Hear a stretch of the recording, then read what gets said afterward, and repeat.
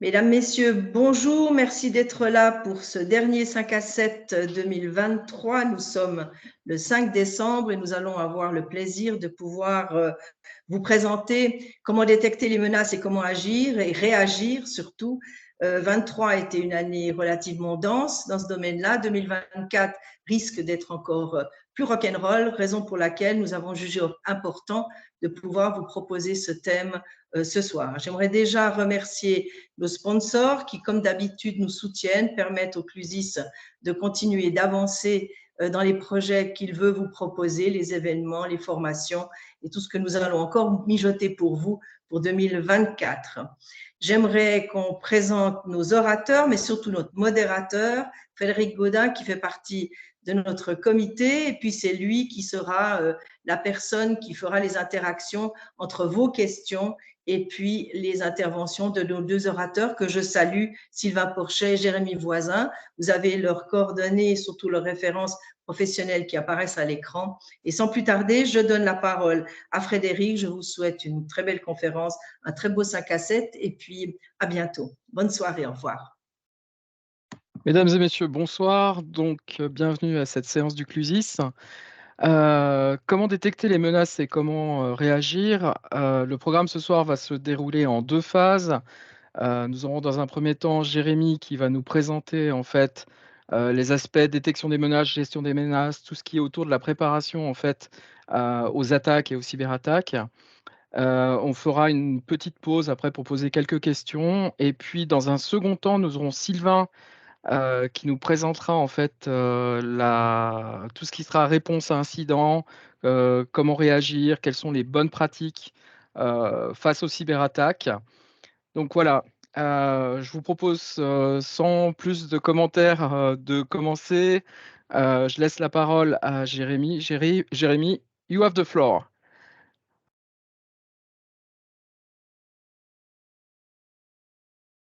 Jérémy, ton micro est coupé. C'est tout bon. Est-ce que vous voyez bien mon écran? Très bien, Oui, c'est tout bon. oui, oui. Super, parfait. Merci, bonjour, bonsoir à tous. Tout d'abord, merci beaucoup pour votre présence. Merci aussi au CLUSIS de me donner l'occasion d'intervenir. Très rapidement, sur qui je suis, Jérémy Voisin. J'ai plusieurs casquettes, donc casquette de CISO, de RSSI, de DFI Service basé à Genève. Je suis aussi le directeur de la division cyberdéfense du groupe Keops Technologies, donc la division qui s'appelle Keops Cyberdéfense. Je suis un directeur assez atypique, c'est-à-dire que je viens du monde de la technique. Je suis un profil plutôt administrateur système, ingénieur système réseau et offensif web avant de m'être vraiment lancé dans le management de la cyber. Très rapidement, sur mon entreprise, c'est pas du tout l'objectif de faire une présentation commerciale, mais on accompagne les entreprises sur différents aspects, essentiellement basés sur le framework NIST, pour se préparer à faire face aux menaces. Et finalement, le gros de notre activité, c'est vraiment du SOC, donc du Security Operations Center, pour aider à prévenir, détecter et répondre aux menaces. Donc, on est un CERT officiel certifié par Carnegie Mellon, on est membre du réseau FIRST. Actuellement, on surveille plus de 50 000 actifs à travers le monde pour à peu près 120 000 utilisateurs sous surveillance. On est ensemble pendant 20 à 25 minutes. L'idée, c'est vraiment de couvrir 4 familles, mais surtout 3 grands aspects. Premier aspect, dans un premier temps, c'est faire face aux menaces croissantes, comprendre finalement ce contexte mondial, ce contexte cyber. Quels sont les éléments finalement de base d'une stratégie de détection des menaces? Comment faire face aux menaces avancées? Et à la fin, quelques petits mots, puis des échanges si vous avez des questions. Avant tout, c'est important de comprendre le contexte. Le contexte global, finalement, qu'est-ce que c'est? C'est des statistiques que sûrement pas mal d'entre vous connaissent. C'est toujours bien de les rappeler. 2022, une victime de cyberattaque, 97 victimes par heure, statistiques qui restent assez hautes, qui sont assez fluctuantes entre 2020, 2021, 2022, mais qui restent à peu près les mêmes. 91% des cyberattaques commencent par du phishing.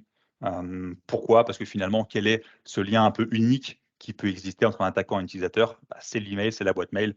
Donc, la majorité, donc quasiment plus de 90%, les experts se mettent d'accord entre 91 et 94% font des études, démarrent par du phishing. Et finalement, une statistique qui malheureusement ne fait qu'augmenter, c'est le délai moyen pour identifier une intrusion dans un système d'information, qui est 204 jours en 2023, qui était un peu plus élevé, qui était de 230 et quelques en 2022, sans service de détection et de réponse. Quand on parle de cyberattaque, on parle aussi de ransomware. Les ransomware ont beaucoup évolué à travers le temps. Chainalysis, c'est un organisme très intéressant qui surveille les wallets, Bitcoin, Ethereum, etc., associés au cybercrime. Et il a remarqué, en 2020 et 2021, environ 800 millions de dollars de dépôts sur ces wallets, ce qui correspond entre 2019 et 2020 à une augmentation de 339% des versements sur ces wallets. Finalement, ce qui s'est passé entre 2019 et 2020, c'est vraiment le Covid qui a redistribué les cartes. 2022, une baisse dans leur business model. Pas d'inquiétude, hein, c'est quand même un business model qui fonctionne. Mais pourquoi cette baisse? Essentiellement deux raisons. La première, c'est que les entreprises sont moins enclins à payer les rançons. Et aussi qu'il y a eu un nouveau conflit russo-ukrainien qui a un peu rebattu les cartes, où maintenant les entreprises, les threat acteurs étaient plutôt mobilisés pour faire vraiment du défacement, des wipers, etc., plutôt que de la demande de rançon. Les attaques, elles sont globales. Check Point réalise une analyse tous les ans qui est très intéressante, qui permet de modéliser l'augmentation des attaques par région et par secteur.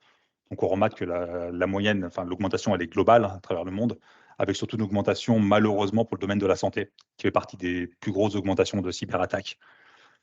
Ils font aussi pareil pour la Suisse, très intéressant de voir. 2020-2021, une augmentation de 65% des cyberattaques ciblant la Suisse, et entre 2021 et 2022, de 60%, 61%.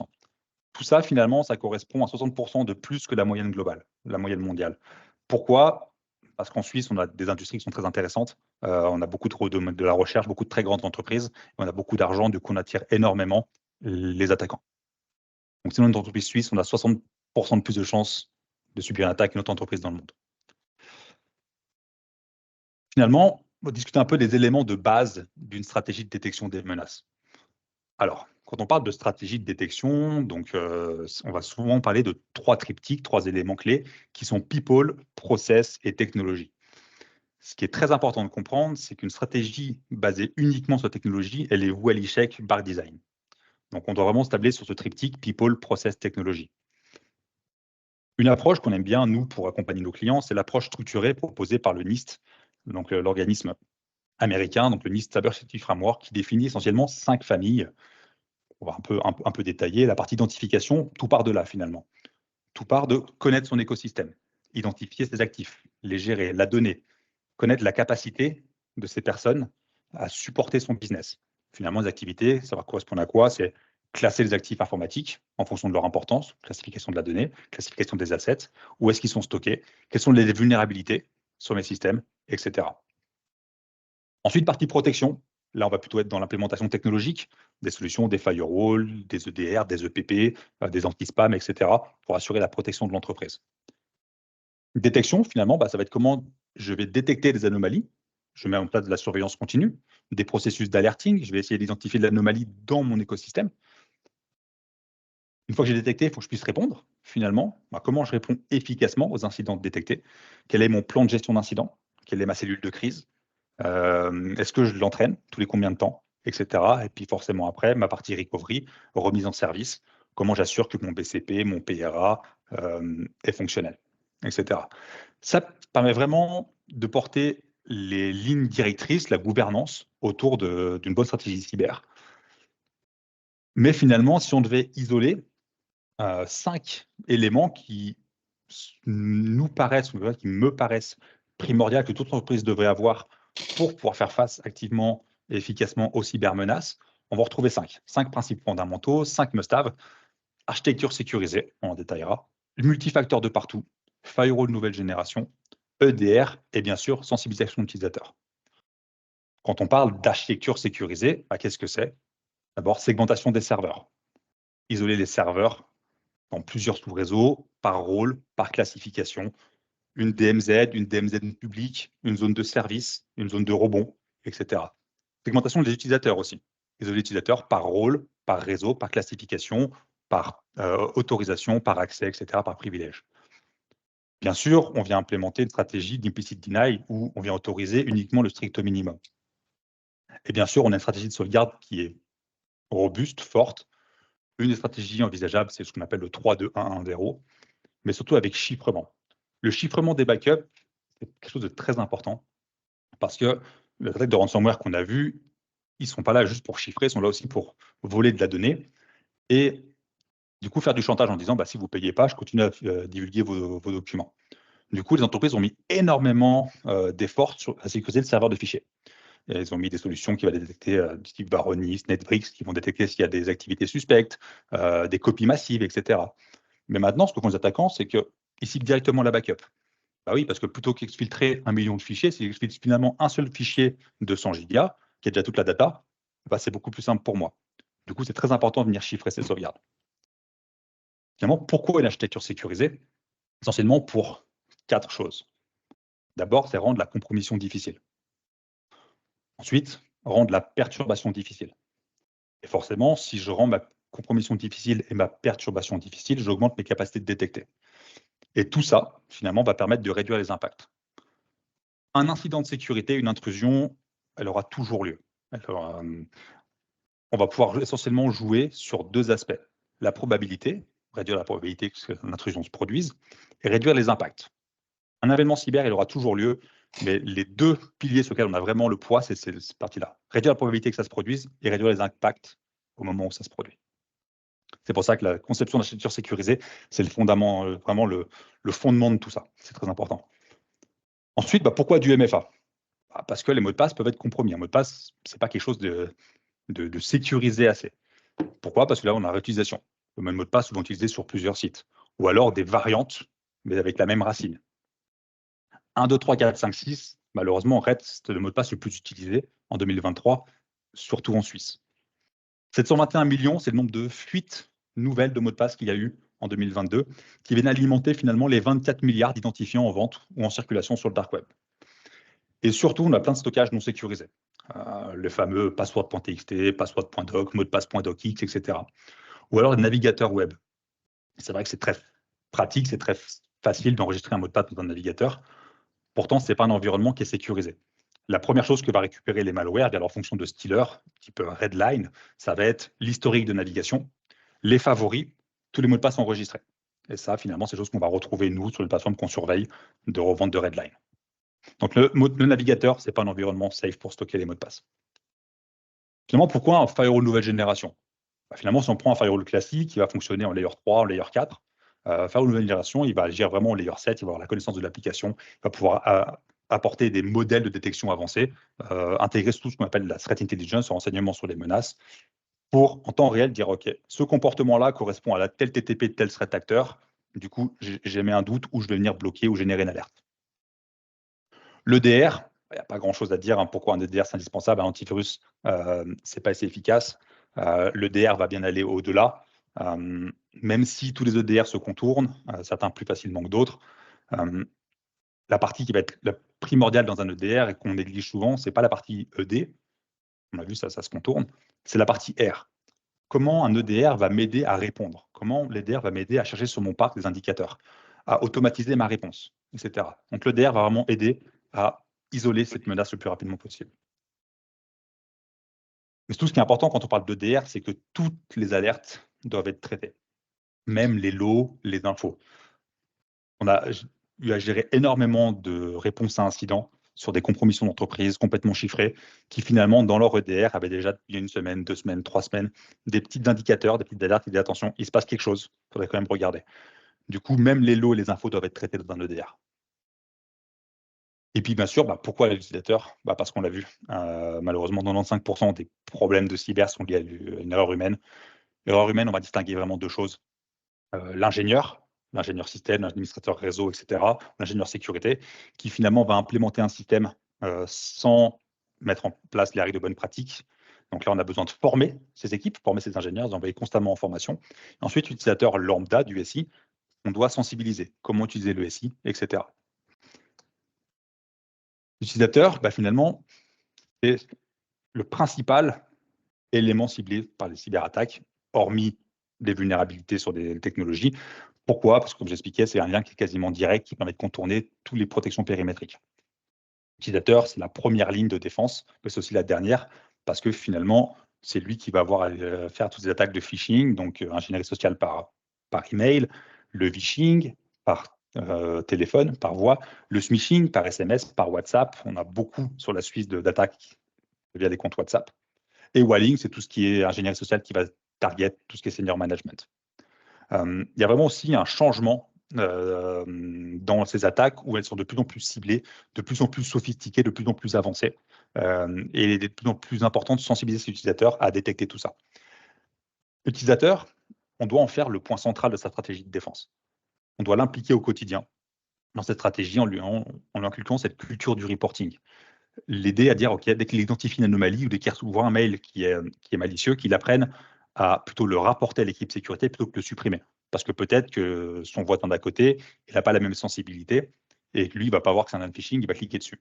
Donc, si l'équipe sécurité peut être au courant le plus tôt possible qu'il y a un lien malicieux, il va pouvoir le bloquer, peut-être aller supprimer les mails de toutes les boîtes mail, etc. L'utilisateur, finalement, c'est lui le pilier le plus fort d'un programme de cyberdéfense. Donc, on doit vraiment capitaliser un maximum dessus.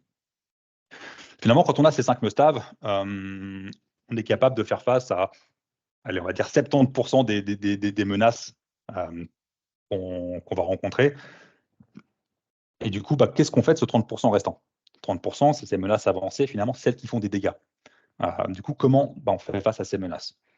Ce qui est important, ce qui est triste, c'est finalement, c'est faire d'abord le deuil de la technologie. La technologie seule, elle ne suffit pas. 2022, tout le monde utilise l'écosystème Microsoft avec les Patch Tuesday. Microsoft a corrigé quasiment 90 problèmes de sécurité critique, incluant des zero day, etc. Très récemment, Cisco et Citrix ont eu des très gros problèmes. C'est Netscaler. C'est entre autres ce qui a permis de compromettre Boeing, etc., etc. Chrome aussi, beaucoup de vulnérabilités. Comme j'expliquais tout à l'heure, finalement, on a besoin d'aller au-delà des EDR. Pourquoi? Parce que dans les implémentations d'EDR, souvent, les choses sont un peu trop permissives. On va retrouver des défauts de configuration ou des whitelisting de certains dossiers dans lesquels les attaquants ils savent qu'ils peuvent se mettre dedans. Petit aparté, si vous avez fait une implémentation d'un EDR chez vous et que vous avez eu 0 faux positif, c'est très important de se poser des questions sur la pertinence du déploiement.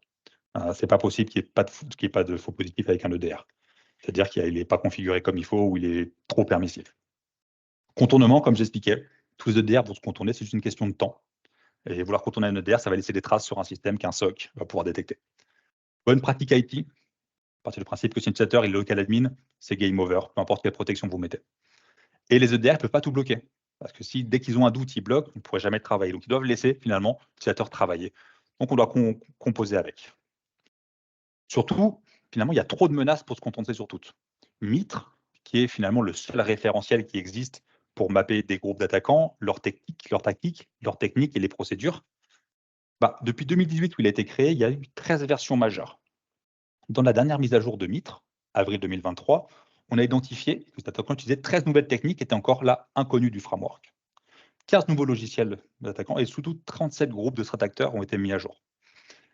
C'est important cette statistique parce que quand les entreprises ou même quand les SOC vont dire voilà, je couvre 100% ou 90% du framework Mitre, ce n'est pas pour autant qu'on va couvrir toutes les menaces. C'est-à-dire je couvre 90% de ce qui est connu. Mais forcément, pour que le framework se mette à jour, c'est qu'on va découvrir des choses qui ont été inconnues à ce jour-là. Malheureusement, on a toujours un peu de retard par rapport aux attaquants. Donc c'est pour ça qu'on doit finalement essayer de combler ce gap de retard parce que les menaces avancées, elles sont avancées. Elles avancent plus vite que nous en défense. Du coup, c'est important de se concentrer sur ses propres menaces. Du coup, comment faire? On a vu, il y a trop de menaces pour se concentrer sur tout. Du coup, comment je me concentre sur mes menaces qui me sont propres? Tout part du renseignement sur les menaces, cette CTI. Fournir aux entreprises la donnée qui est exploitable. Quels sont les threat acteurs du moment qui ciblent votre industrie, dans votre région? Quels outils j'utilise? Quelles sont leurs tactiques, techniques et procédures, etc. Quel est le contexte de vos cybermenaces? Basé sur ça, ça va permettre aux entreprises d'émuler, de simuler le threat actor, ce qu'on appelle threat actor profile. Dire, OK, cet acteur malveillant, je vais modéliser son fonctionnement pour pouvoir le jouer dans mon environnement, évaluer l'efficacité de mes contrôles, de mes systèmes de protection, de mes systèmes de détection, pour ensuite définir un axe d'amélioration. C'est finalement ce qu'on appelle l'adversary emulation. Cet adversary emulation, qu'est-ce que c'est? C'est une manière proactive pour tester et améliorer sa posture de sécurité en simulant les TTP d'un adversaire cyber pour évaluer ses capacités à faire face à cette menace et surtout pour s'améliorer. Quelques mots de la fin avant de passer. Finalement, pour faire face aux menaces, D'abord, c'est prévenir et détecter. Détecter tout ce qui est activité malveillante. Prévenir avant qu'elle ne cause des dommages. Ensuite, les investiguer. Toujours avoir la capacité d'investiguer ces menaces en se plaçant du point de vue d'un attaquant. Comme j'expliquais, même les alertes info remontées par un EDR ou par un firewall doivent être investiguées. Répondre, coordonner tout ce qui est action de réponse aux incidents. Et ensuite, juste, et je terminerai là-dessus, c'est le CERT néo-zélandais qui a fait une super infographie, une super analyse qui représente finalement dans le déploiement d'un ransomware quelles sont les différentes étapes que va faire un attaquant basées sur la kill chain. Et ensuite, pour chacune des étapes, quel contrôle une entreprise doit mettre en place. Et finalement, si on se rend compte, quel est le contrôle qui est représenté à chacune des étapes, c'est loguer et alerter. C'est très important, du coup, l'entreprise se repose sur un SOC qui va pouvoir loguer toutes les activités et détecter s'il y a des anomalies, des déviations et surtout alerter pour investiguer. Du coup, je m'arrêterai là-dessus. Merci à tous. Je ne sais pas s'il y a des questions ou autres, je suis à votre entière disposition. Merci Jérémy. Alors, effectivement, alors j'ai pas vu de questions durant le chat. Je pense que les gens étaient trop occupés à t'écouter et à présenter ce sujet qui était assez intéressant. Peut-être juste histoire peut-être de chauffer un peu la salle. On avait discuté il y a quelques années du purple teaming.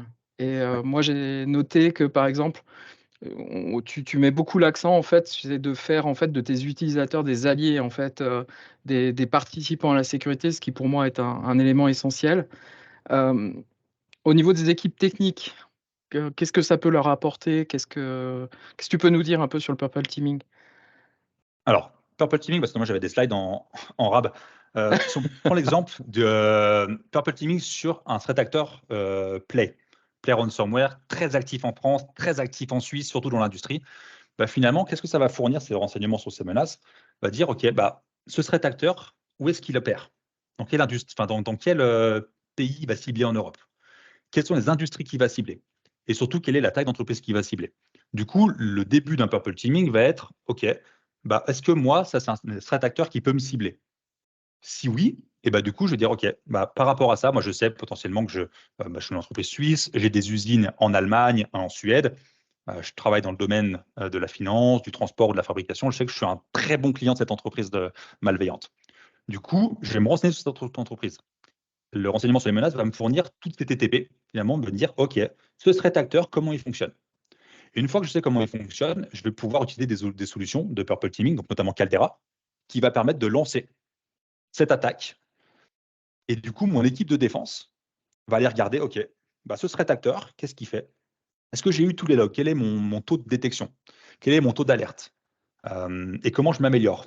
Et du coup, ça permet de détecter un pourcentage de est-ce que je suis pertinent ou est-ce que cette menace-là, si elle arrive face à moi, je sais que je ne suis pas suffisamment préparé et du coup, je dois m'améliorer. C'est vraiment ça le purple teaming, ça va être vraiment mélanger les équipes rouges en faisant ce profil avec les équipes bleues, les équipes du SOC, en disant, OK, ce profil, il fait ça, est-ce que j'ai détecté ou pas?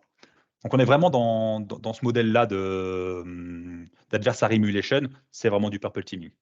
Ça, c'est un exemple concret qui va être de se dire, OK, je sais que je ne peux pas me concentrer sur toutes les menaces. Comment je me concentre sur mes propres menaces et que je m'assure que je suis en capacité de travailler avec. Merci. J'ai Madame Fekirini qui demande comment faire le choix entre l'utilisation d'un EDR ou d'un XDR. Alors, il n'y a pas un EDR qui est meilleur qu'un autre. Il y a d'abord un contexte. Il y a un EDR qui va peut-être être plus pertinent pour travailler sur des documents Office et de la macro. Une entreprise qui fait quasiment que de l'échange par email avec des documents va plutôt se focaliser sur un EDR qui a des meilleures capacités de détection de macro.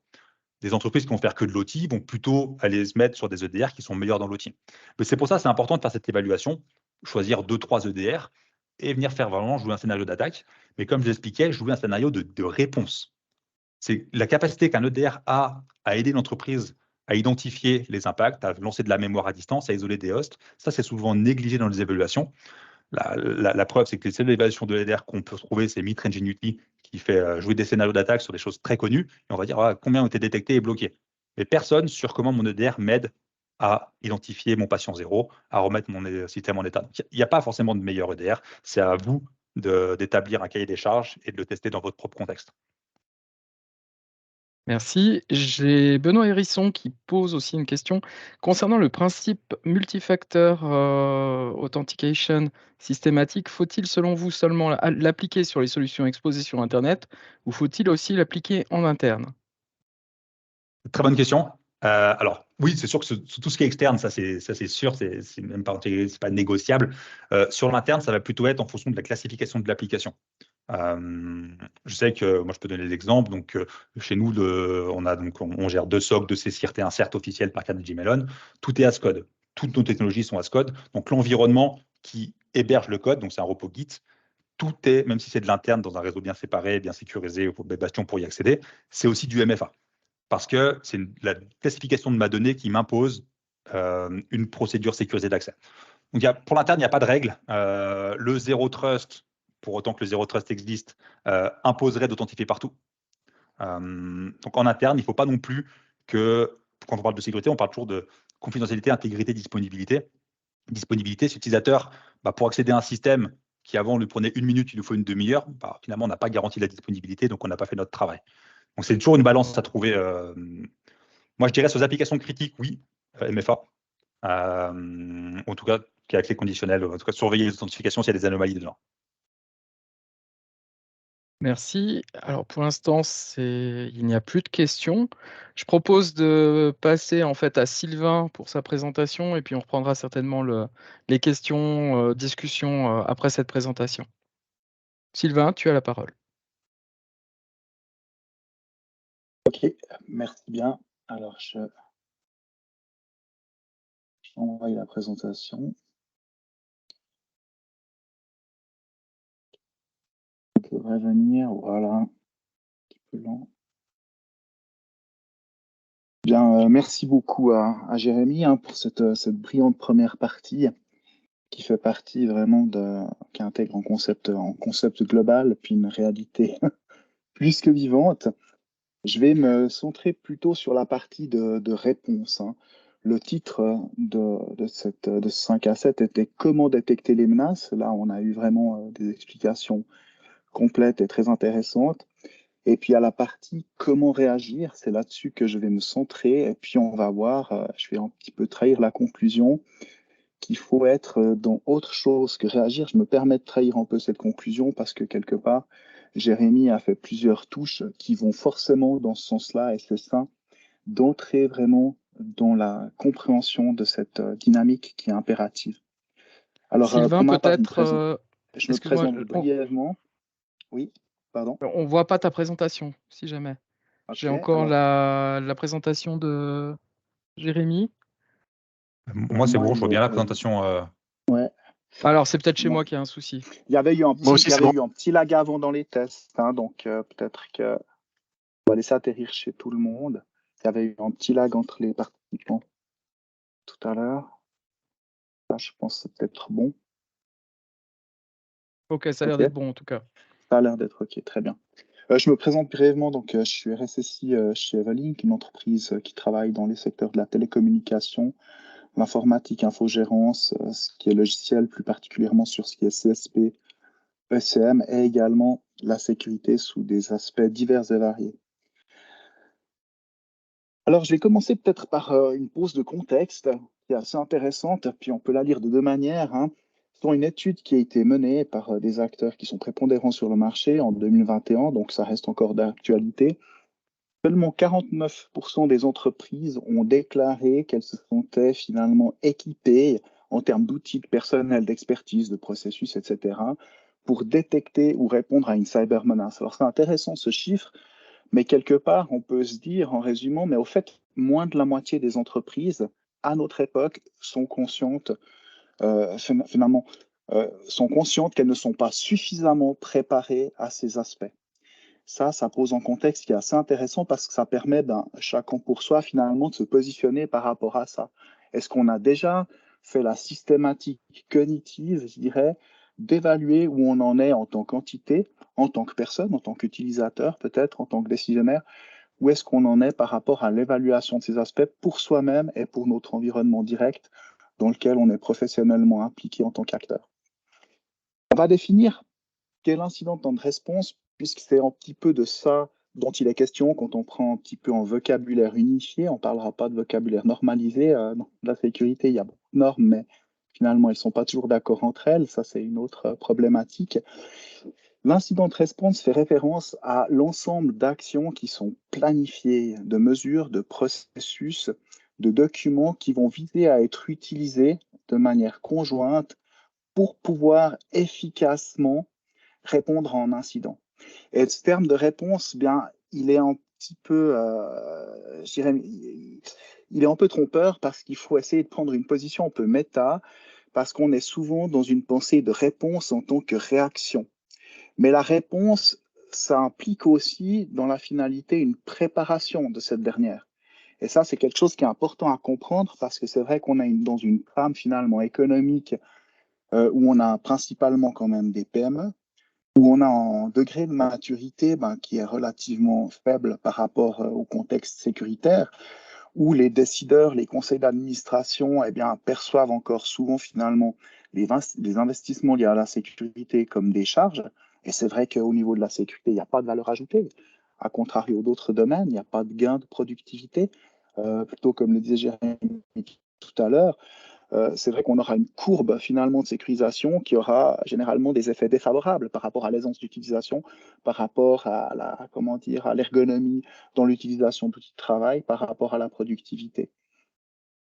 Donc, il faut se poser maintenant, je dirais, sur un axe temps, et puis en se disant, la réponse à l'incident commence par une prise de recul sur un axe où j'ai mon infrastructure qui vit dans le temps pour effectuer les actions qui lui sont dévolues, et je dois préparer conceptuellement tous les aspects humains, organisationnels et techniques pour pouvoir baisser les risques qui vont être les miens, comme le disait aussi Jérémy tout à l'heure. J'ai beaucoup aimé sa présentation.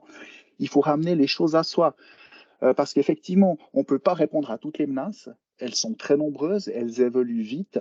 Il faut répondre aux menaces qui nous concernent statistiquement le plus et puis aussi peut-être prendre en compte, parce que là, ça peut encore être trop, l'axe des coûts finalement de se préserver par rapport à ces menaces et l'axe finalement des risques de pertes financières qui sont liés à ces menaces. Peut-être j'ai beaucoup de chance d'être victime d'une certaine menace, mais l'impact ne sera pas suffisamment important pour que ça justifie finalement que je me prépare à pouvoir y répondre. Donc voilà, il faut vraiment se poser dans un contexte de prise de recul, d'analyse environnementale, une analyse de l'environnement, de l'évolution des menaces, des facteurs des menaces, des acteurs de menaces, puis l'analyse de nos contre-mesures qui ont été préparées en vue d'y répondre. Et puis partir du principe que ces choses-là sont vivantes. Donc on doit les suivre attentivement, les réévaluer, les re-questionner, les remettre à jour. Quand on parle d'incident plan de response, là, j'ai posé le contexte de la réponse et pas tomber dans un biais cognitif de comprendre la réponse comme action-réaction, mais d'aller au-delà. On verra après aussi qu'il y a une phase post-analytique, donc on est en prévention et puis on est dans l'arrière-plan dans une phase post-analytique. Il faut aussi bien comprendre ce que c'est qu'un incident de sécurité. Et là aussi, ce terme n'est pas normalisé entre des acteurs comme NIST qui ont été mentionnés tout à l'heure, ou SENS ou d'autres. Il y a un petit peu des variations de la signification qu'on donne au terme. Mais on peut définir ici, finalement, ce derrière quoi la plupart des gens s'accordent, c'est que finalement, l'incident de sécurité, c'est l'élément ou l'activité qui compromet l'intégrité, la confidentialité, la disponibilité, un CIA au niveau des données ou du système. Par opposition à un autre élément qu'on doit mettre dans la machine de la phase de détection, dans la phase de préparation pour réduire les risques, c'est l'événement de sécurité. L'événement de sécurité, on va dire que c'est celui qui pourrait être en incident, mais à ce stade-là, quand on en prend connaissance, quand on détecte une manifestation de l'événement de sécurité, on ne sait pas encore si c'est un incident ou pas, et puis on espère que ce n'est pas un. Et puis, dans une certaine mesure, on va essayer de réagir de manière proactive et préventive pour que ça ne le devienne pas si potentiellement ça devait s'achever de la sorte. Voilà par rapport à ces deux termes qu'il faut comprendre de la bonne manière, incident et réponse à ce dernier. Il y a plusieurs modèles finalement d'incidents, de gestion des incidents, des modèles divers et variés. Il y en a deux grands qui sont connus et puis qui ont un peu pignon sur rue. C'est le modèle qui est posé par NIST. On avait un autre modèle présenté qui est fourni par NIST. Et puis celui qui est posé par Sens. Alors, on a d'un côté une organisation gouvernementale, NIST, et puis on a de l'autre côté finalement une organisation privée qui ne pose pas des standards, qui n'essaye pas d'apporter des réponses, on dirait, dans le domaine public, mais qui a comme but finalement de certifier des professionnels au niveau de la sécurité. On a deux éléments qui sont un petit peu différents dans l'approche. Ici, dans le contexte du 5 à 7, on est plutôt axé sur les cyber menaces, sur la cybersécurité. C'est de ça qu'on parle parce que l'incident on response va embrasser finalement un paysage plus large qui est celui de l'infosécurité, donc avec également les menaces, les incidents qui sont de nature physique, qui sont de nature matérielle. La différence entre l'infosec et la cybersécurité, c'est ça, c'est que quand on parle de cybersécurité, on est dans le monde du numérique, on est dans le monde du digital, et puis on entre dans la dimension physique avec l'infosécurité. Alors NIST embrasse quelque chose de plus large, de plus complet, ce qui le rend aussi un peu plus complexe quand même. Il met l'accent sur des aspects organisationnels, sur l'aspect de la gestion, et puis également, bien sûr, sur des techniques. Sens, lui, il est peut-être plus concis, plus pratique, user-friendly, pragmatique, on pourrait dire. Il met l'accent sur des aspects opérationnels et tactiques. Il est peut-être un peu plus adapté pour des petites structures que le NIST. Je connais mieux finalement le framework NIST que le Sens dans ce cas-là, mais voilà, c'est assez intéressant de connaître ces deux variantes. Qui peut le plus, peut le moins, mais des fois, ça peut être un petit peu plus compliqué à mettre en œuvre et plus coûteux également, donc à connaître. Maintenant, s'il y a des différences entre ces deux modèles au niveau finalement du vocabulaire, au niveau de certaines définitions de termes, il y a des grands axes sur lesquels les deux se rejoignent parfaitement. J'ai essayé peut-être de manière assez maladroite de mettre en évidence. On a finalement 4 composantes dans le modèle NIST, mais on peut voir qu'une composante contient des sous-éléments qu'on va retrouver sous une forme différente dans le modèle Sens. Ce sur quoi je voulais mettre l'accent, c'est que dans la finalité, la démarche intellectuelle qu'il y a derrière, même si elle est séquencée de manière différente, dans la finalité, on a les mêmes axes rotatifs. Et c'est ça qui est important de comprendre. Et les deux sont parfaitement d'accord sur cette première composante, c'est la nécessité d'une préparation. Et par nécessité d'une préparation, eh bien, on reviendra par là-dessus. C'est justement pas uniquement les aspects techniques. On parlait finalement du maillon faible dans 80, les chiffres statistiques, c'est 89 à 92%. Là, je crois qu'on avait le chiffre de 92% des cas de figure où le vecteur d'attaque, finalement, c'est l'utilisateur. C'est lui qui est ciblé, c'est le maillon faible. Des fois plus facile à exploiter ces faiblesses qu'on connaît du point de vue psychologique, social engineering, que de se battre contre des contre-mesures techniques qui sont aussi de plus en plus évoluées. Donc, nécessité d'une préparation sur ces axes-là, sur un axe aussi d'entraînement, de formation, de sensibilisation, de remise en question, de réévaluation. Et puis, on nourrit cet axe-là par la dernière phase, qui est aussi dans les deux modèles, finalement, sous des appellations différentes, activité après incident chez NIST et enseignement tiré. C'est un peu réducteur parce que NIST, il y a plus de choses que simplement ça. Mais finalement, on va tirer les leçons de ce qui s'est passé pour alimenter la préparation, revoir la préparation et ramener le modèle à des aspects qui sont plus fonctionnels par rapport à l'expérience vécue qu'on a eue finalement de son efficacité dans la pratique sur le terrain.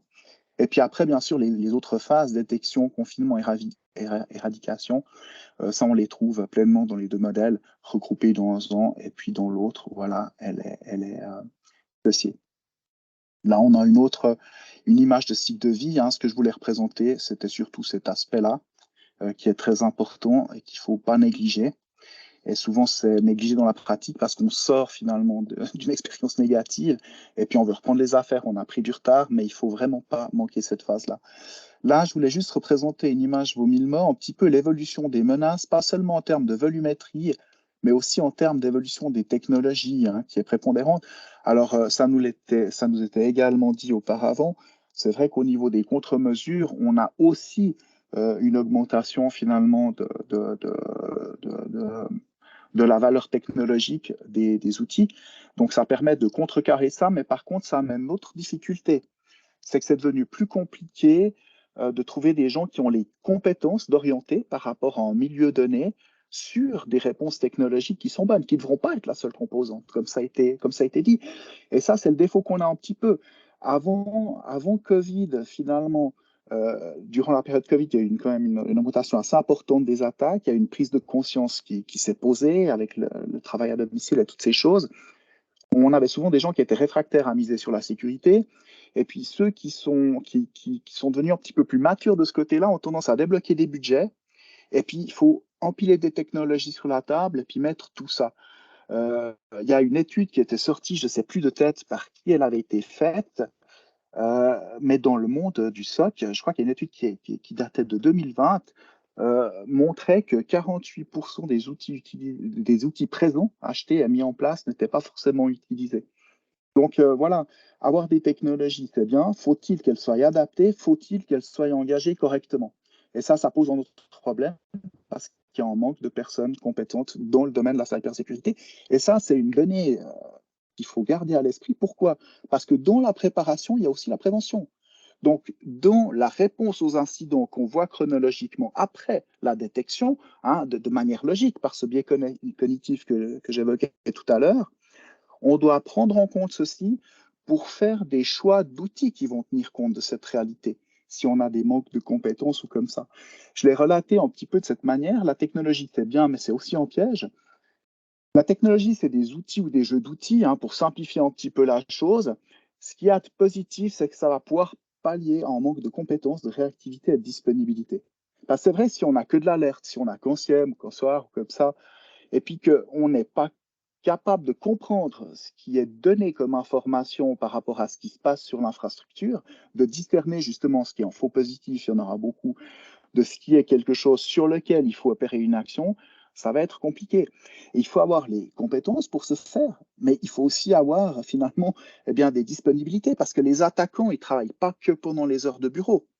Donc voilà, il y a des outils qui permettent d'automatiser des réponses et ces outils, s'ils sont fiables, ils vont vraiment pouvoir permettre d'abaisser les risques. S'ils sont moins fiables ou moins bien implémentés, notre degré effectif de protection, il baisse. Là, je montrais aussi par rapport à ce manque de compétences, j'avais essayé de décomposer une tâche ici avec un modèle MDR par rapport à un modèle non MDR. MDR, c'est Manage EDR, finalement. C'est un outil qui est assez incontournable, c'est un peu un point de départ. Alors après, il y a plusieurs technologies, MDR, EDR, XDR, etc. EDR, il est focus sur les endpoints. XDR, il a peut-être une vision plus large. Il s'occupe aussi de ce qui est réseau, il s'occupe aussi de ce qui est charge cloud, par exemple, etc. La frontière, elle est très difficile à faire. Et puis, pour tous ces produits SIEM, SOAR, XDR, MDR, etc., et j'en passe, c'est des meilleurs, les principaux acteurs qui font référence en termes de vocabulaire sont déjà pas d'accord entre eux. Si vous allez regarder une définition chez Gartner, Forrester, etc., vous n'aurez pas les mêmes significations qui sont données.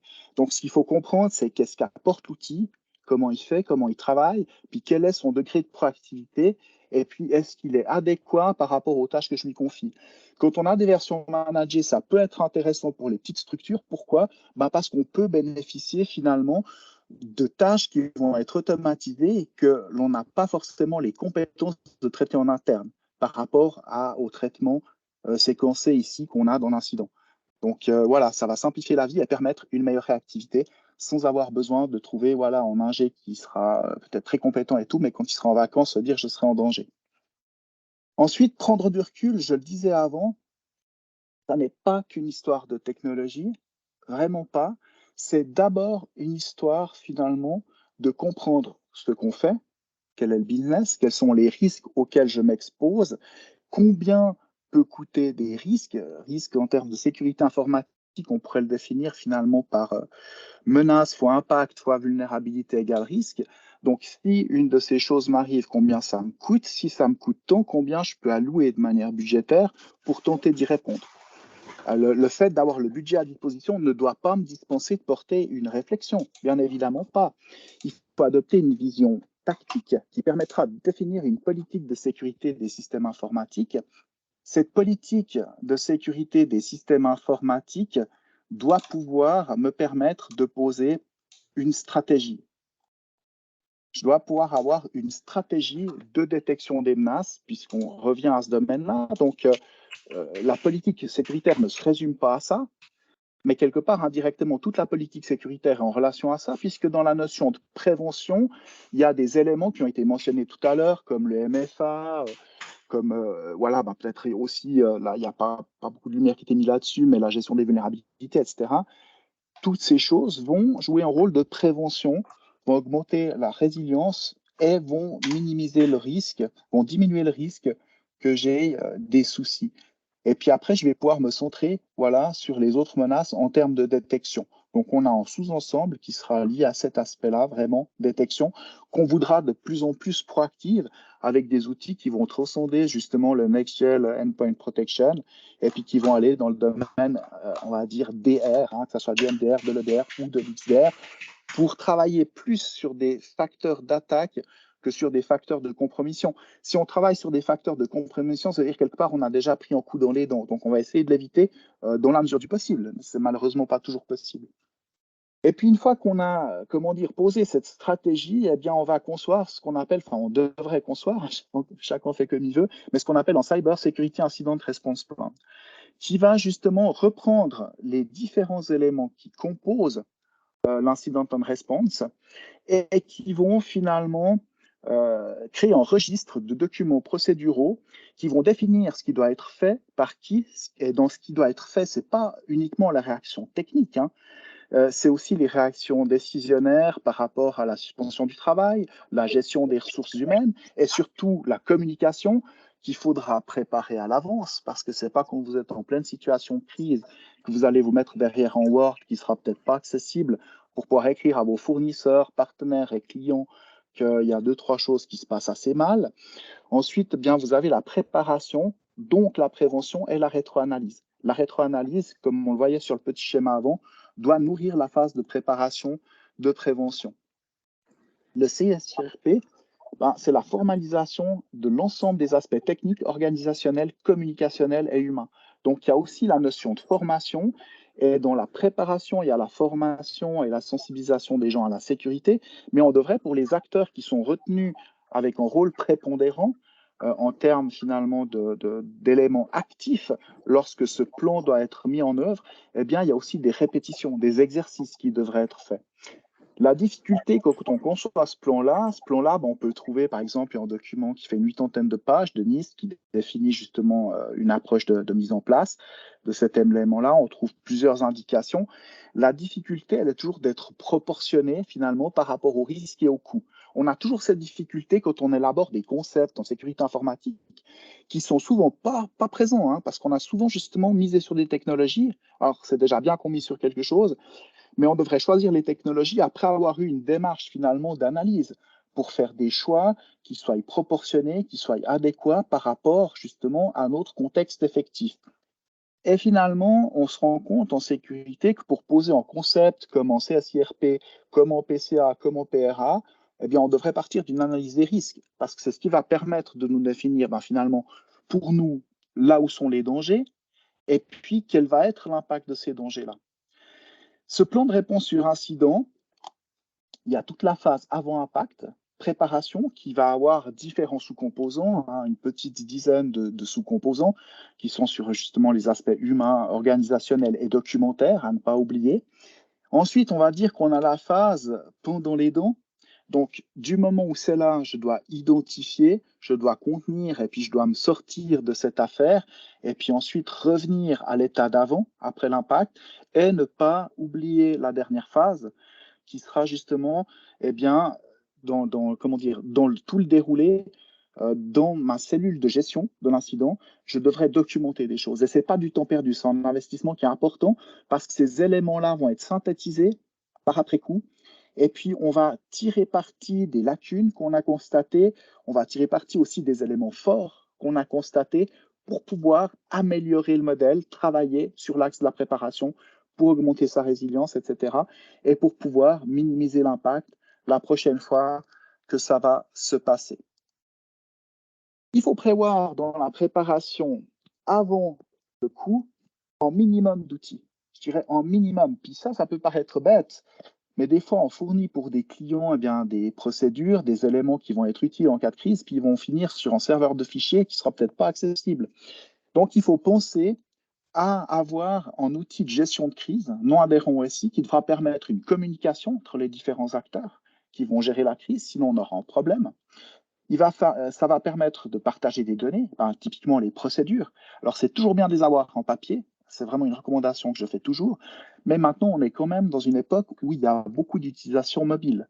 Donc, le fait d'avoir un système qui est en silo, qui est complètement séparé de mon propre SI, alors avec un haut degré de privacy et de secrecy, etc., ça c'est important, et puis de pouvoir communiquer, que ce soit en vidéo, par téléphone, de pouvoir échanger des données, libérer des accès, donner accès aux personnes en charge de la communication, des modèles de communication qui sont déjà préparés pour qu'il n'y ait plus qu'à les adapter à la malheureuse réalité du terrain, mais tout est déjà prêt, on retouche ça et puis on envoie, c'est quelque chose qui est très important.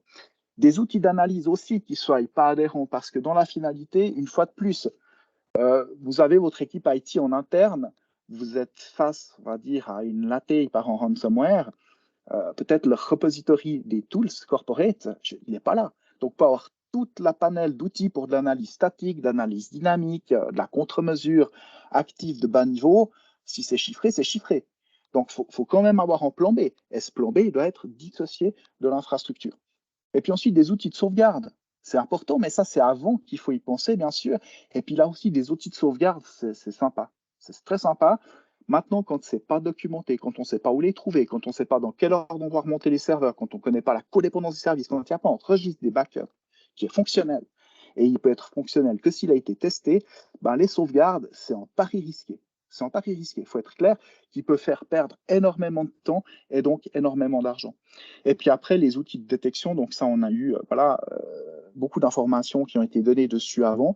C'est très enrichissant de voir que c'est très enrichissant et très réjouissant de voir que ces outils évoluent bien. Et ce qu'il y a de bien avec les formules managées, c'est que ça répond de manière économiquement, accessible aux besoins de beaucoup de TPE et de PME. C'était impossible avant d'avoir un degré de proactivité avec les budgets qui étaient dévolus, pas à la sécurité, il n'y avait pas cette maturité-là, mais à l'informatique. Et là, on voit qu'on a des améliorations, donc ça, c'est un point positif. Voilà, j'ai fini. Je fais de la pub pour Cherki, je me permets de le faire, c'est en produit suisse. Je vous invite à faire la connaissance de ce produit si ça n'est pas déjà le cas, et je vous donne ici un code qui vous permet de créer votre compte directement, etc. Et puis tester, et puis vous verrez que c'est toujours quelque chose qui peut être utile. Personnellement, c'est ce que j'utilise depuis un certain temps pour la gestion de crise, et c'est tout à fait adéquat. Voilà. Merci Sylvain pour ta présentation. C'était aussi très intéressant et très complémentaire avec celle de Jérémy. On a eu 2 questions qui ont été posées durant ta présentation. La première était dans les 2 modèles que tu as évoqués, hein, SANS ou NIST. Sommes-nous positionnés dans un contexte d'audit ou de contrôle continu, voire les 2? Alors, quelque part les deux, mais plus dans le contrôle continu quand même. Je dirais plus dans le contrôle continu, parce qu'il y a une démarche, il y a une démarche qui est effectivement continue, comme on l'a dit. Ces modèles, ils doivent répondre à des besoins qui sont effectifs. Et les besoins qui sont effectifs, ils vont varier en fonction de 2 axes. Déjà, l'évolution potentielle de mon business, les changements de mon business, les carences en personnel, ou justement, par exemple, l'augmentation du degré de confidentialité de mes données, parce que tout d'un coup, je prends un client qui est en hôpital, donc je n'étais pas astreint à l'article 321 du Code pénal, maintenant je passe auxiliaire. Ce qui veut dire que les mesures pénales, en plus de la NLPD, de l'OPPO, eh bien, je vais y avoir droit aussi. Donc, il y a des obligations de moyens qui vont changer pour moi. Je vais devoir les réévaluer et je vais devoir mettre en œuvre quelque chose de proportionné à ça. Donc, il y a un changement de paradigme de mon côté. Ça peut être au niveau des technologies choisies. Ça peut être au niveau du paysage finalement économique et collaboratif de mes clients, de mes partenaires. Et puis après, il y a le paysage des menaces. Donc, ça doit constamment être réévalué dans la finalité. Donc, on est dans cette démarche-là. Et puis, l'audit, quelque part, pour pouvoir valider certains éléments qui ont été mis en œuvre par rapport à ce plan-là, l'audit va permettre de définir si ça reste adéquat ou pas, ou s'il y a un axe de travail par rapport à ça. Merci. Peut-être une question complémentaire par rapport à ces modèles-là. Tu as beaucoup parlé aussi de la gestion en fait, des menaces, de l'identification des menaces. NIST, il y a le module Identify qui prend en compte aussi cette partie-là. Comment tu verrais justement cette phase d'identification? Est-ce qu'il y a des bonnes pratiques à prendre en la matière? Alors honnêtement, j'aurais du mal à répondre par rapport à ça. Pourquoi? Eh bien, simplement parce qu'on a peu de demandes d'évaluation à ce niveau-là. Euh, les best practices, du point de vue, je dirais, comment dire, du point de vue conceptuel, il y en a très certainement. Et il y a aussi plusieurs modèles. Mais après, du point de vue pratique, qu'est-ce qui va rester accessible par rapport à celui qui en a besoin? C'est quelque part un petit peu ça. Quelle solution proposer à celui qui en a besoin? On a difficilement les moyens quand même d'avoir, par exemple, en département de chercheurs comme chez Cato Networks pour voir justement où mettre les curseurs des différents systèmes de protection dans l'infrastructure globale qu'ils mettent à disposition de leurs clients. Donc, on va regarder, je dirais dans la pratique, hein, pour être transparent, moi, ce que je vais regarder, c'est sur quel service de threat intelligence j'ai les moyens de pouvoir m'appuyer par rapport au budget des clients. Alors, ce n'est pas la meilleure solution, mais c'est la moins pire, parce que je peux proposer quelque chose de parfait, mais je veux dire, on sait généralement, ben, ça ne passera pas la rampe, parce qu'on a encore à notre époque, par rapport à des gens qui ont des obligations au niveau du pénal, par rapport à la NLPD, donc encore beaucoup de gens ne savent même pas ce que c'est, hein, faut quand même être clair, c'est une réalité aussi, on a encore souvent la réponse, mais là, vous allez trop loin avec les coûts que ça génère. Là, je suis juste au strict minimum des obligations de moyens. Ce serait en premier pas pour vous mettre en conformité. Alors, tu vois, je veux dire, le problème, il est là. Il est entre finalement, voilà, quand je travaillais chez Philip Morris Corporation, il n'y avait certainement pas les mêmes soucis, hein, quelque part. Il y a des acteurs pour qui il y a un niveau de maturité par rapport à la sécurité qui est clairement compris et il y a des budgets qui sont alloués pour ça.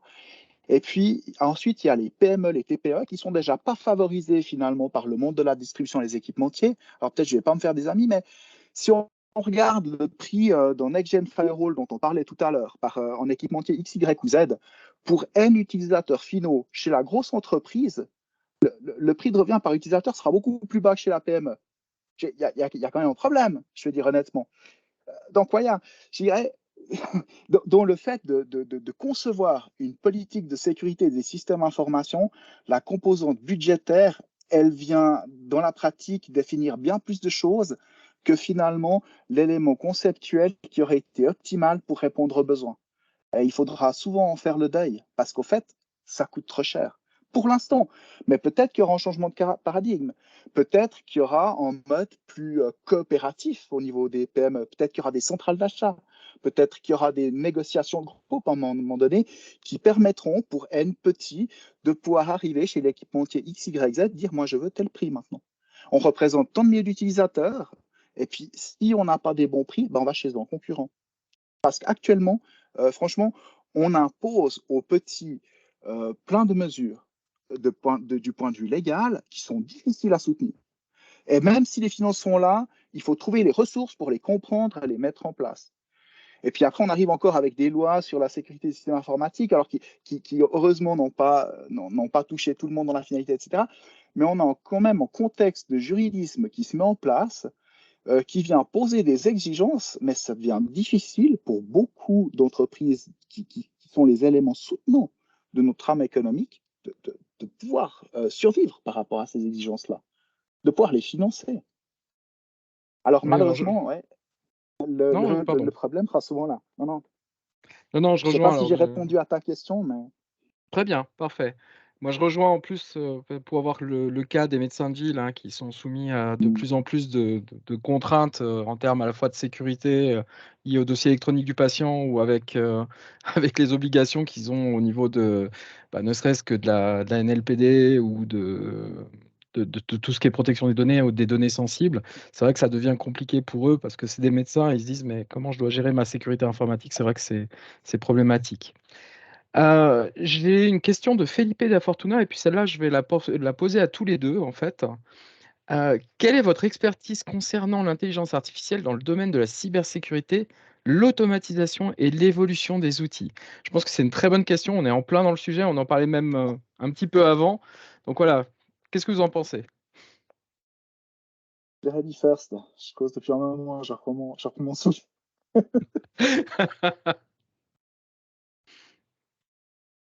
Hop, super. Ouais, c'est une très bonne question. En effet, on en discutait juste avant la présentation sur ces AI-driven attacks. Dans l'informatique, on a toujours adoré les buzzwords et d'autant plus dans la cyber.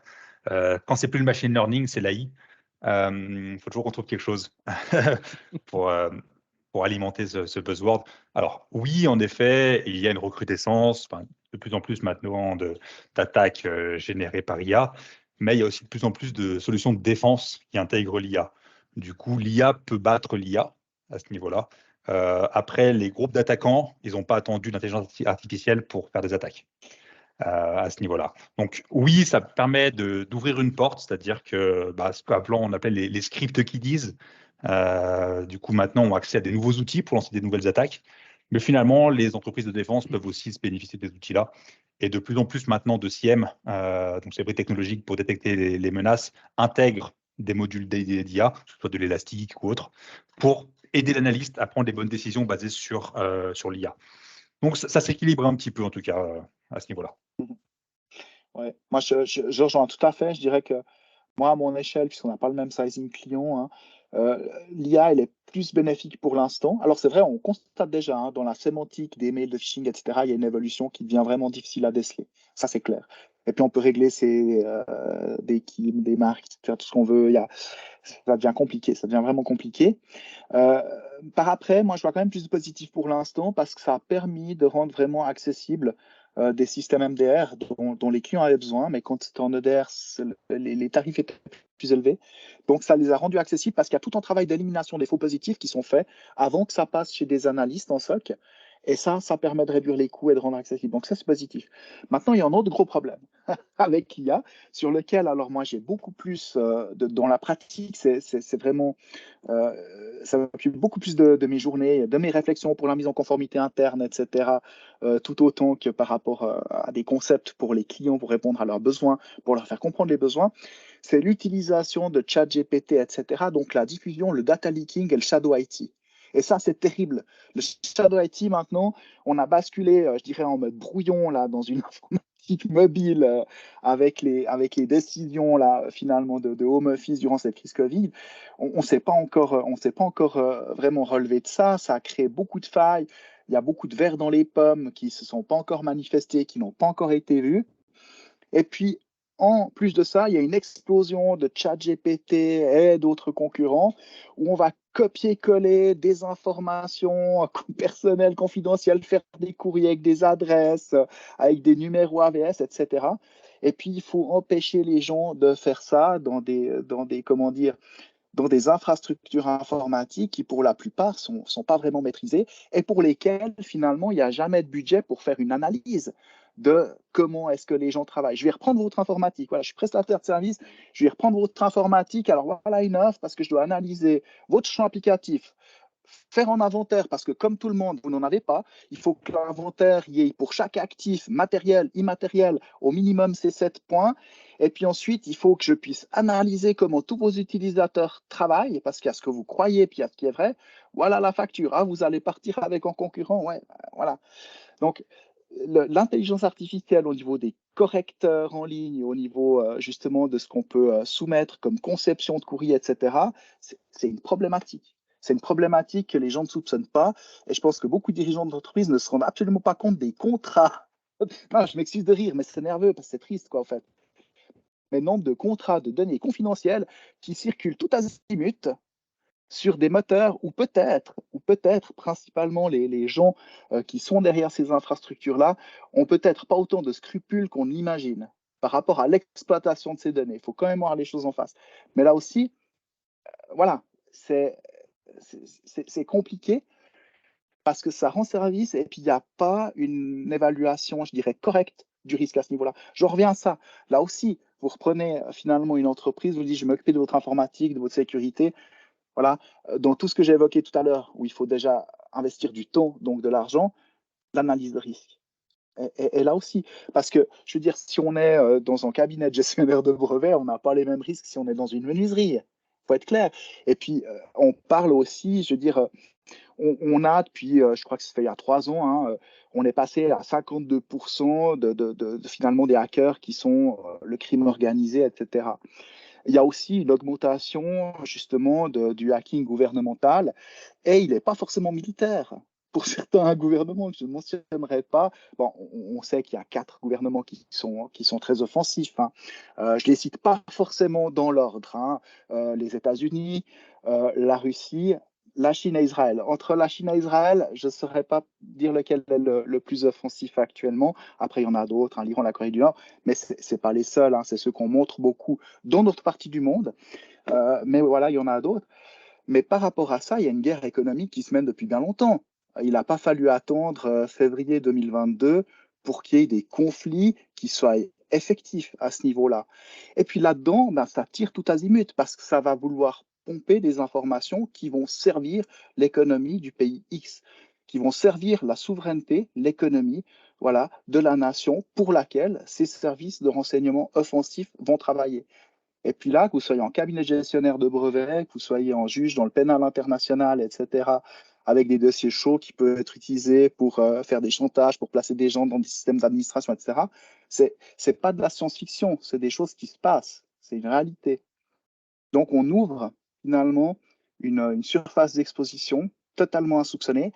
Et puis là, malheureusement, bah aussi les outils, les contre-mesures techniques qu'il faudrait mettre en place, hein, outre une charte, comme ça a été dit, l'utilisateur, si on arrive à lui faire prendre conscience que ça ne va pas, si on arrive à le discipliner, parce que des fois, ça passe par là. Des fois, on investit des milliers de francs voilà, en contre-mesures technologiques, alors que peut-être qu'il faut faire des choix à l'embauche de gens qui sont loyaux et puis qui comprennent les enjeux par rapport aux postes et aux rôles et aux fonctions qu'ils vont occuper dans l'entreprise X, Y ou Z. Des fois, ça coûte moins cher, voyez. Mais s'il faut répondre par des contre-mesures techniques pour des petites infrastructures, c'est compliqué. C'est très compliqué de lutter contre le shadow IT et la fuite de documents comme ça, la fuite d'informations et de données. Merci. Moi, je m'étais noté une petite question, on en avait parlé un petit peu, c'était faut-il payer les rançons? C'est un peu la question brûlot à chaque fois quand on a des invités. Lors du dernier 5 à 7, ça avait donné lieu à un petit débat, pas long, mais voilà. Qu'est-ce que vous en pensez? Faut-il payer les rançons? Jérémy first, je regarde les réactions. Je vais te faire la même réponse que la dernière fois, Fred. La bonne réponse, c'est qu'il n'y a pas de bonne réponse. C'est souvent, surtout quand il y a des entreprises qui payent des rançons, il y a beaucoup de gens qui sont là pour donner des leçons en disant ils n'auraient jamais dû ou autre. Mais déjà, on ne peut jamais se mettre à la place d'une entreprise qui vit ce genre de choses-là. Pour moi, il y a d'abord un contexte. OK, peut-être qu'il n'y a pas d'autre choix pour vivre, pour survivre finalement, que devoir payer la rançon. Alors oui, on alimente le crime. Oui, rien ne dit que j'ai tout effacé. Rien ne dit que parce que j'ai payé, ils ne vont pas revenir me faire chanter après. Est-ce qu'on peut faire confiance à un criminel? Je pense que la réponse, elle est facile, hein. Par contre, des fois, il n'y a pas le choix. Du coup, juger, c'est facile, mais il y a vraiment ce contexte à prendre en compte. Donc, je dirais que tout dépend du contexte. Et de toute façon, comme l'a dit Sylvain, c'est une analyse de risque. Quel est mon coût risque-bénéfice? Merci. Moi, je rejoins aussi vraiment totalement cette vision. Je veux dire, c'est vraiment chaque fois du cas par cas. Et puis, effectivement, il y a un aspect éthique. Mais après, si la décision de ne pas payer à tout craint, hein, ce qui est la recommandation clairement des différents services de police cantonaux ou du NCNC, etc., hein, je veux dire, qui ont des statistiques qui sont quand même largement différentes des miennes, malgré tout. Bref, c'est en autre débat. Je veux dire, est-ce que c'est éthique de mettre 200 personnes au chômage parce qu'on me demande 100 000 francs de rançon? Puis que par rapport, finalement, au fait de ne pas la payer, puis d'essayer de sauver la maison, vous voyez ce que je veux dire? On a eu un exemple avec Swiss Windows, c'est quoi, 250 collaborateurs qui ont perdu leur emploi. Alors, bon, je ne suis pas sûr que finalement la faillite qui a suivi dans les quelques mois soit uniquement due à la cyberattaque, ça aussi. Mais même, c'est un exemple qui est aussi réel hein, dans la finalité. Je veux dire, c'est toujours facile de juger quand on n'est pas concerné, et puis c'est toujours facile de faire de l'éthique finalement quand ça ne nous coûte rien. Toujours facile de faire des cadeaux avec l'argent des autres, hein, quelque part, et puis de vendre des principes qui ne nous coûtent rien. Et je pense qu'il faut avoir vraiment beaucoup d'humilité. Et puis, voilà. Après, effectivement, on ne peut jamais faire confiance à des criminels. Ça, c'est en tout cas sûr. On ne peut même plus négocier avec. Fut en temps, il y a une quinzaine d'années, vous pouviez dire mais le client, il a ça, t'es revenu tel chiffre d'affaires. Ouais. Puis vous baissiez. Non, mais voilà. Alors, ça, c'est une époque, c'est assez révolu. Hein. C'est quand même clairement fini. Mais oui, je pense vraiment c'est du cas par cas. Et puis, une fois de plus, comme ça a été dit, hein, l'analyse des risques. Finalement, pour la personne, à ce moment-là, parce qu'aussi, hein, finalement, le fait que l'attaque se produise en un moment ou en autre peut radicalement changer la chose. Moi, ce que je dois considérer malheureusement, c'est que dans les cas où la rançon n'a pas été payée, c'est chaque fois revenu plus cher à l'entreprise de sortir de la gonfle dans laquelle ils se sont trouvés. Ça, c'est quand même quelque chose que je dois témoigner. Voilà. Alors après, ça ne veut pas dire que ça doit systématiquement être comme ça, mais dans tous les cas, voilà, c'est ce que j'ai pu constater.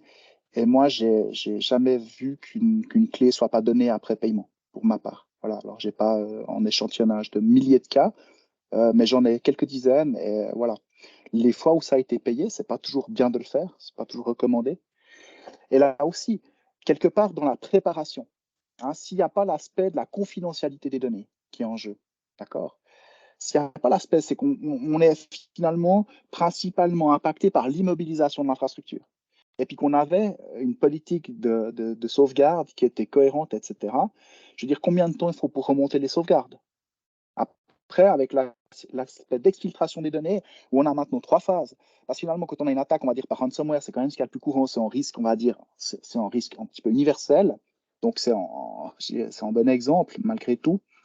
Eh bien, on doit payer effectivement pour récupérer l'usage de son infrastructure, ses fichiers, ses données, mais on oublie aussi que des fois c'est paralysant. Hein. Je veux dire, si les fichiers de la base de données ils sont chiffrés, je veux dire, il n'y a pas que les PDF et les Word. Hein.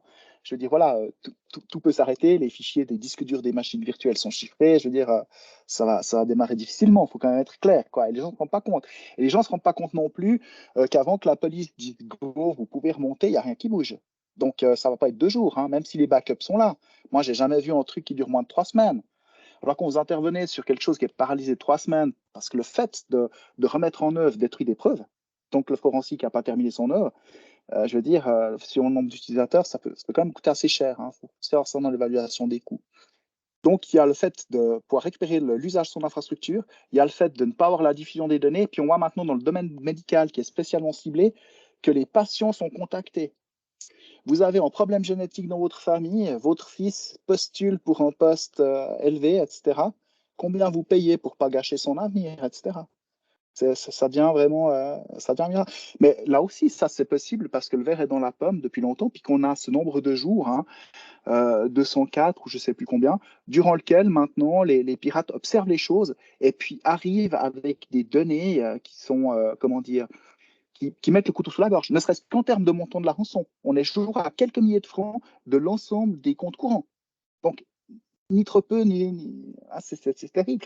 Mais ça, moi, je l'ai observé qu'après, finalement, les confinements et puis la création, pour moi, de failles, de zones d'exposition magistrales, parce qu'il y a eu, en mode rapide et peu réfléchi et peu conceptualisé du point de vue sécuritaire, en basculement massif dans le home office. Et il y en a qui ont compris que là, c'était la fête, c'était bonbons. Et puis, ils ont bien profité. Merci. Moi, je me retourne aussi vers l'audience parce que est-ce que vous avez des questions? Est-ce que vous avez des questions pour nos intervenants sur les sujets qu'on a évoqués?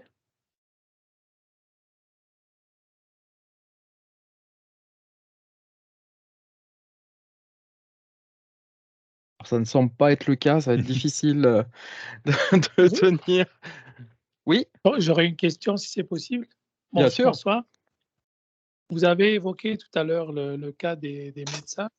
Quel est le conseil que vous pouvez donner justement pour les médecins, les nouveaux qui s'installent aussi et qui auront certainement des problèmes avec le dossier de patient informatisé et puis sa sécurité? Et voilà, c'est plutôt des conseils par rapport à ça, parce qu'effectivement, il y a des données assez sensibles. Et voilà, on passe du papier à l'informatique, c'est facile, c'est bien, ça nous facilite la tâche, mais quand même, sur le futur, c'est délicat. Alors, je vais me Merci. permettre de répondre sur cette question parce que c'est moi qui l'ai évoqué tout à l'heure. La première chose, il y a quand même des organisations qui les aident, hein. Moi, je vois à Neuchâtel, on a la SMN qui a mis des petits guides qui sont très très bien faits, qui donnent déjà les bonnes bases. Donc, il y a déjà ce cadre d'échange pour les médecins où ils ont quand même des conseils. Ils partent pas de nulle part, ils ont quand même une aide par rapport à ça. La deuxième chose, je dirais, c'est de bien choisir son partenaire. Si on prend le cas qui a été médiatisé à Neuchâtel avec la SMN justement qui a communiqué, ils ont fait des rétex dessus. C'était vraiment, enfin, je salue vraiment le travail qui a été fait par les SMN de Neuchâtel, qui a communiqué, et qui a vraiment donné des informations dessus. Euh, ce qui est important, c'est de vraiment bien choisir son partenaire, de s'assurer en fait de son partenaire, d'avoir une bonne connaissance. La difficulté pour un médecin, c'est de toucher un outil qui n'est pas son métier, en fait, hein. C'est ça la difficulté. Et souvent, ils ont une problématique, c'est que bah, ça coûte cher. Et donc, d'un côté, ils se retrouvent avec une contrainte qui est de l'informatique. Ils vont devoir se mettre à. Alors, le DEP, la plupart du temps, c'est pas de liaison automatique, hein. Ils se connectent via l'interface et puis ils téléchargent les dossiers dans le meilleur des cas. Mais ils ont une vraie problématique par rapport à ça et je pense que la meilleure chose, c'est vraiment de choisir les bons prestataires, s'appuyer sur les associations professionnelles qui donnent des bons conseils, se rapprocher des collègues qui ont une expérience dans le domaine. Il y a des cabinets qui sont plus importants que d'autres. Donc voilà, je pense même qu'il y aurait certaines mutualisations peut-être dans ce contexte-là à faire. Voilà, enfin, il y a un vrai défi en tout cas pour les médecins qui se posent parce que c'est une situation qui est complexe et je pense que la situation est vécue par toutes les professions libérales.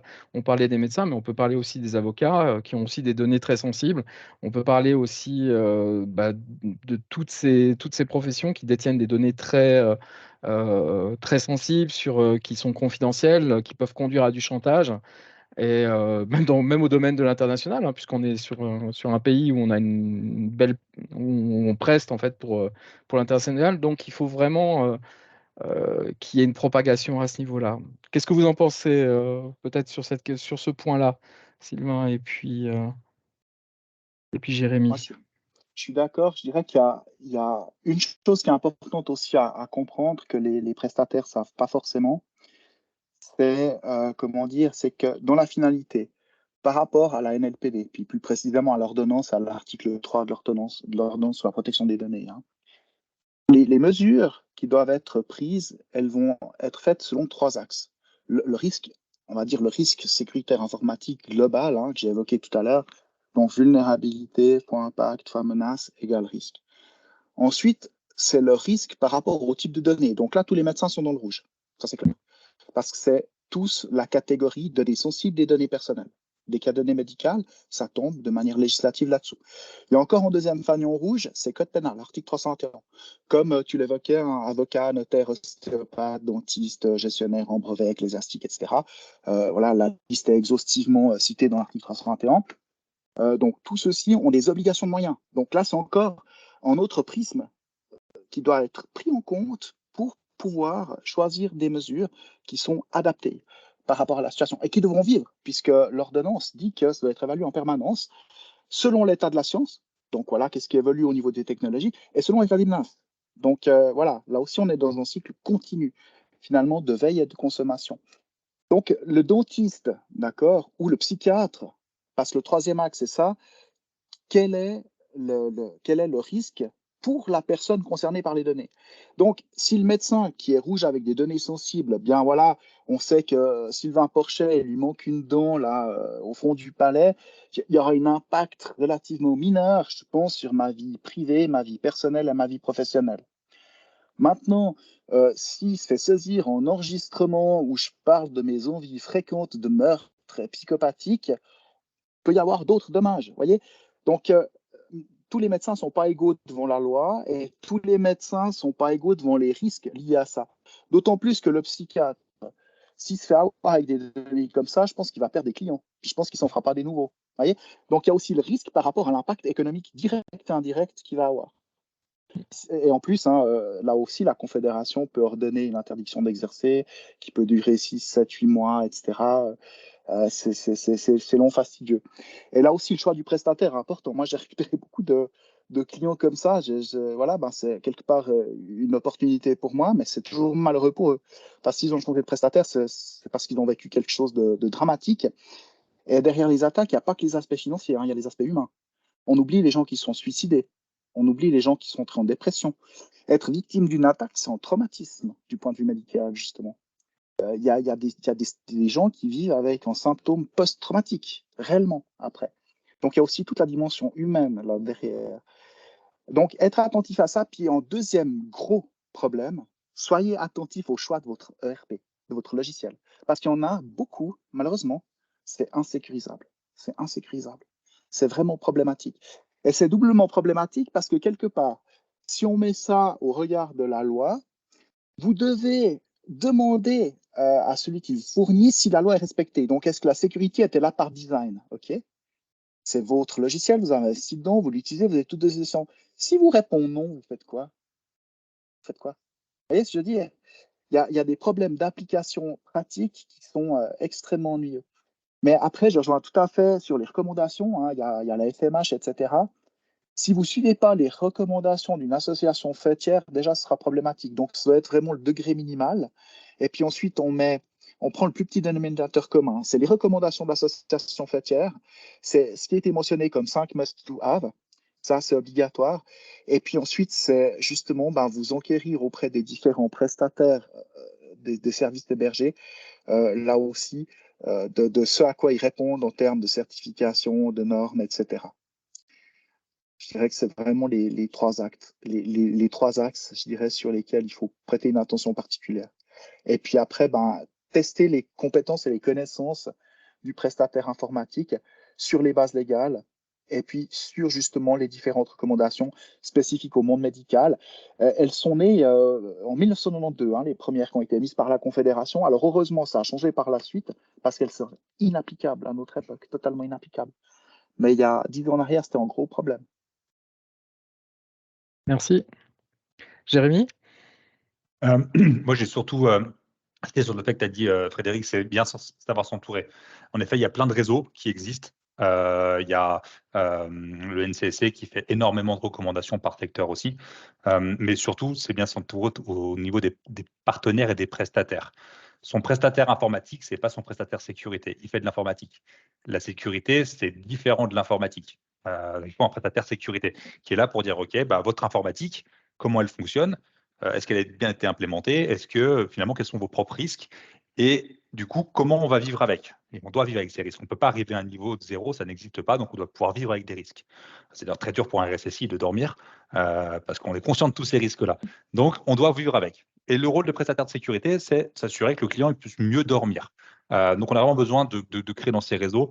Il y a un temps où l'informatique, c'était très fermé, il y a 5-6 ans, enfin, la cyber en tout cas était très fermée il y a 5-6 ans. On gardait l'information pour soi, on disait surtout pas aux autres ce qu'il fallait faire pour se sécuriser. Ça a changé. C'est-à-dire que maintenant, on est vraiment dans cette communauté qu'on peut retrouver avec First, qu'on peut retrouver aussi avec Sans, avec toute leur wallpaper. C'est OK, qu'est-ce qu'on a vécu? Comment je peux faire partager aux autres? Tu disais tout à l'heure le rétex.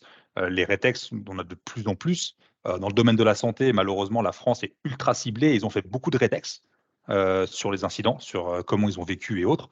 Et voilà, s'enrichir de l'expérience des autres et de l'expérience de ses partenaires, c'est ce que je recommanderais. Merci. D'autres questions?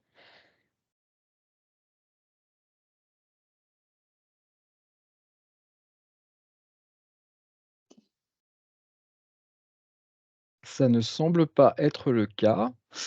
Donc, je pense qu'on a un peu fait le tour de la question.